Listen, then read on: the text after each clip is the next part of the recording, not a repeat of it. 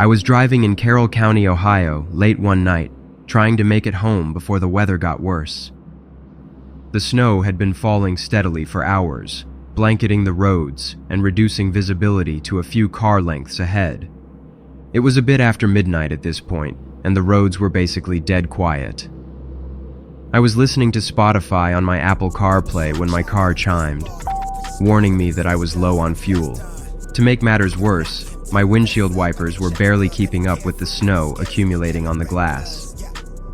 I opened the Maps app on my car's infotainment system and searched for the nearest gas station, a little further up the secluded road. A few minutes later, I pulled into the gas station. I parked next to the pump and noticed an old man filling the tank of his beat-up pickup truck. He stared at me as I walked past him and into the shop. As I passed, he remarked with a wry smile that it was a bad night for a drive, while glancing out at the snow. Inside the shop, I bought a drink, as well as a bottle of wiper fluid, paid for the gas, and visited the ladies' room. When I came back outside, I noticed the man at the pump getting into his pickup truck and driving away. After a couple of minutes of fueling up and topping off my wiper fluid, I got back in my car and continued my drive. A few minutes after leaving the gas station, I noticed something odd. On the side of the road, on the snow, was that same pickup truck from earlier. It was just sitting near the woods, turned off. I kept driving, glancing in my rearview mirror to see if it would follow. It didn't. I turned my music back on and continued my drive. A few minutes passed, and I started to feel the car wobbling. It became clear something was wrong. I slowed down and started hearing a wobbling noise. I opened a window and knew right away that my wheel was loose. I pulled to the side of the road and went to check. It was my rear driver's side wheel. The lug nuts had been loosened, and the wheel was on the verge of coming off. I didn't recall hitting anything. I would have felt it. The thought crossed my mind that the old guy at the gas station might have done this. I pulled out my phone and looked up the number for roadside assistance. I heard the sound of an engine a little down the road approaching from behind me, but I couldn't see any headlights. It was just pitch black. Then the engine stopped suddenly, and it was quiet again. I went to the trunk to grab my flashlight from the toolbox. I turned it on and aimed it down the road. I saw the reflection of headlights parked a couple 100 feet away. It looked like that same pickup truck. I bolted into the woods, crouching behind a bush and tree. I pulled out my phone and called 911. I heard the sound of the truck's engine starting, and this time the headlights came on. I watched through the bush as the truck pulled up beside my car. After a moment of silence, a man's voice called out, saying something about how he had told me that it was a bad night for a drive. I knew better than to respond. 911 picked up, and I whispered into the phone my location, saying that someone tampered with my car, and I believed the man who did it was following me. The operator asked me a series of questions, including a description of the man and his truck. I heard the truck's door open and close. I told the operator the man had gotten out of his truck. She told me to stay hidden in the woods if I felt threatened. She asked if I could see if he had any weapons, and that's when the call disconnected. The cell reception was terrible. I waited, with my phone on silent, hoping the operator would try to call back. I'm sure they did, but the call never came. I heard another vehicle approaching on the road. It slowed down and came to a stop. Then I heard voices. It was another man. I inched closer to the edge of the woods to glimpse the road. I spotted the man from the pickup truck standing beside another stopped pickup truck in the middle of the road. He was talking to the driver and making up some false story about what was happening. I rushed out into the road, yelling for help, and that I didn't know the old man. Both the man from the truck and the new driver turned to look at me. I told the new driver that the man had tampered with my car and followed me here. The driver of the second truck gave the first man a suspicious look. The man from the pickup truck denied everything, claiming he didn't know me and had done nothing.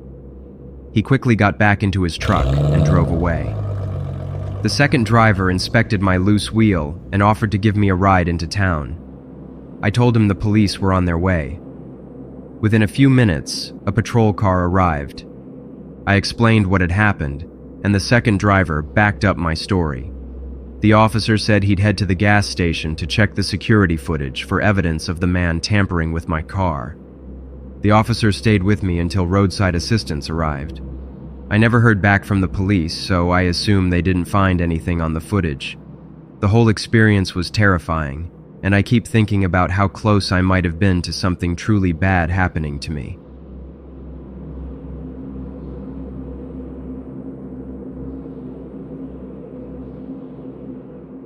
In January of 2018, I was driving home in the early morning hours through Montana on I-90. I was in my early 30s, exhausted from a hen's night at a male review show, and my baby was sleeping in the back seat of my mid-size SUV. The roads were covered in snow as I drove home from the babysitter's house around 2 a.m. The babysitter lived close to the bar, so it had made more sense for me to drop my baby off at her place than have her drive all the way out to my house. I was changing the music in my car when I noticed a large hunting-style pickup approaching behind me in the rearview mirror.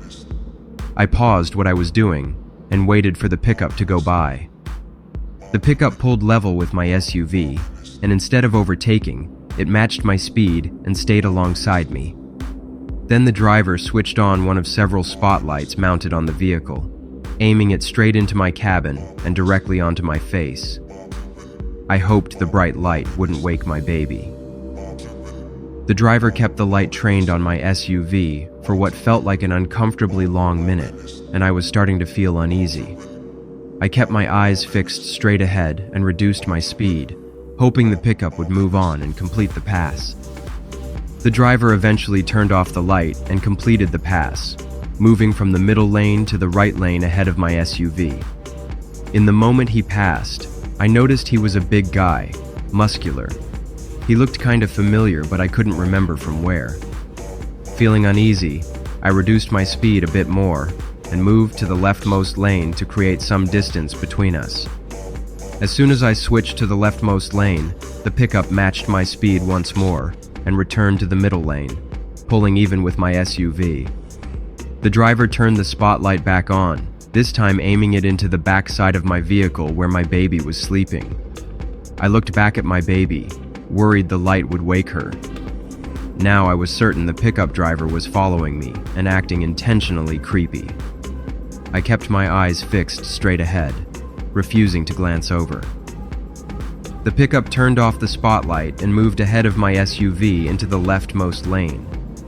I decided to distance myself again, switching lanes behind the pickup to the rightmost lane and accelerating. I was likely driving around 55 to 60 miles per hour by the time I finished the merge. I saw the pickup starting to change lanes toward me again, accelerating to match my speed. Before it could pull alongside me, I knew it was time to get away. I pressed the gas pedal hard, pushing up to 70 miles per hour, the fastest I'd ever driven in these conditions. Even this speed felt dangerous on the snowy roads. I managed to put about a mile of distance between us before having to slow down again. I looked in my rearview mirror, and I will never forget what I saw. The massive hunting pickup, its mounted spotlights now all lit up, was barreling toward me at an incredible speed, closing the distance I had just created with alarming ease. I tried to speed up again, but the snowy conditions made it impossible to safely go any faster.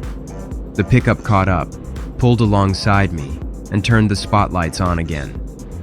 I hit the brakes hard, falling back behind the pickup and shifting into the middle lane behind it.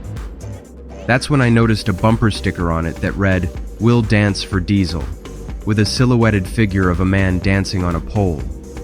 The pickup switched to the right lane, and I followed, staying in its blind spot where the driver couldn't see me. When I saw a sign for an exit, I knew it was my chance to get away. I stayed in the pickup's blind spot until the last possible moment. As soon as the pickup's body passed the exit, I veered out from behind it and took the off-ramp. Shaken and unsure, I pulled into a McDonald's just off the highway. As I sat in the parking lot, trying to calm my nerves while checking on my still sleeping baby, a realization hit me. I remembered seeing that same pickup with the "Will Dance for Diesel" sticker parked outside the Mail Review show earlier that night.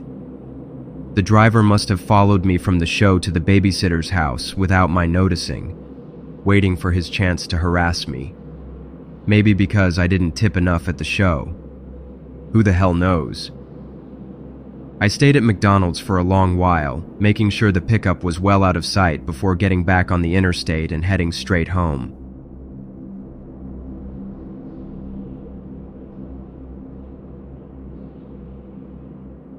It was a Friday night in January. I was heading home from a date's place in the suburbs in my Audi RS7, a car I'd bought just 3 months prior after getting a big promotion at work.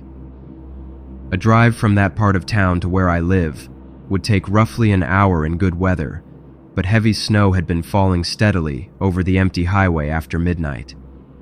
The weather report had mentioned possible snowfall, but nothing like this.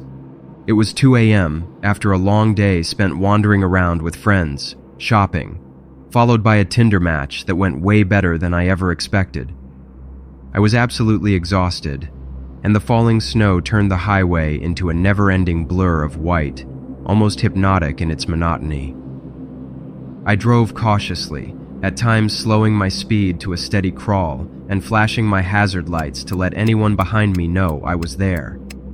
I hadn't seen another car for at least 20 minutes, which wasn't unusual for this stretch of highway this late at night. The radio was playing some late-night talk show, but I could barely focus on it. I was getting tired and thought about stopping for coffee at the next rest stop. I noticed headlights approaching quickly from behind. A black sedan sped up and pulled alongside me, and I looked over and saw a woman in the driver's seat. She smiled and mouthed something through her window, but I couldn't make out what she was saying. She accelerated and merged in front of my car and turned on her hazard lights, gradually slowing down. She stuck her arm out her window and pointed over her car's roof toward the right shoulder. Thinking there might be something wrong with my car, even though it was brand new, I followed her lead and pulled over. The black sedan came to a stop on the shoulder ahead of me. The driver's door opened, and a woman stepped out, walking toward me through the snow.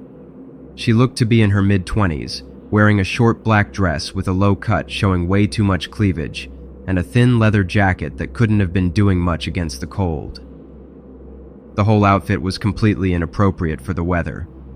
As she approached, illuminated by my headlights, she was smiling. I rolled my window down slightly, wondering what the problem was. As she got to my window, she motioned for me to lower it further. Feeling uneasy, I shook my head and told her I could hear her just fine. I asked her what was wrong. She replied that there was nothing wrong, in what sounded like a Russian accent, though I couldn't be sure.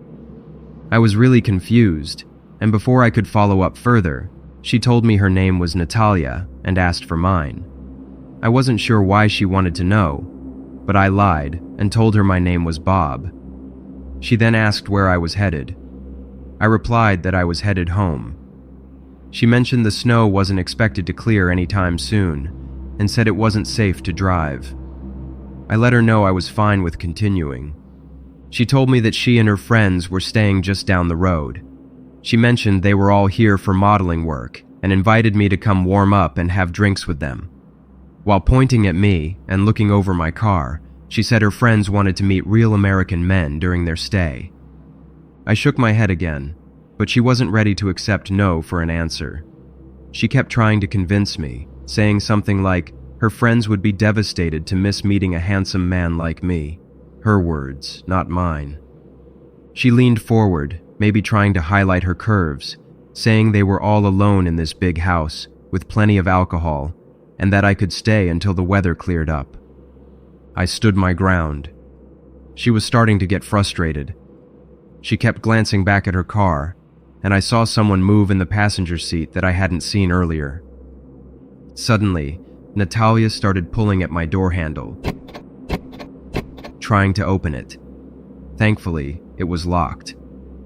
The back door of her car opened, and a huge man came rushing toward my car with what looked like a gun. He must have been lying down in the back seat when she passed me earlier, as I hadn't seen him then. I put my car in reverse, and the woman yelled something at him in what I assumed was Russian as I stepped on the gas.